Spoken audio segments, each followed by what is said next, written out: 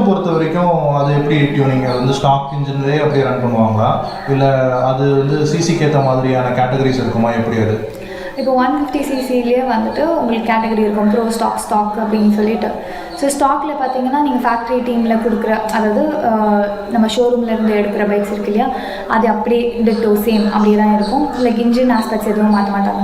And bro ஸ்டாக்ஸில் வந்து tune பண்ணுற மாதிரி இருக்கும். அதுக்கும் வந்து உங்களுக்கு சில ரூல்ஸ் அண்ட் ரெகுலேஷன்ஸ் இருக்கும். அது வந்து டீமில் இருக்கிறவங்களுக்கு அந்த ரூல்ஸ் அண்ட் ரெகுலேஷன்ஸ் தெரியும். ஸோ இந்த பைக்ஸை வந்து இந்த மாதிரி தான் ரெடி பண்ணணும் அப்படின்னு சொல்லி. அதனால தான் நான் சொன்னேன், லைக் ப்ரைவேட்டாக ஓட்டும் போது உங்களுக்கு அந்த ரூல்ஸ் அண்ட் ரெகுலேஷன்ஸ் எல்லாத்தையும் ஃபாலோ பண்ணுறதுக்கு கொஞ்சம் கஷ்டமாக இருக்கும்.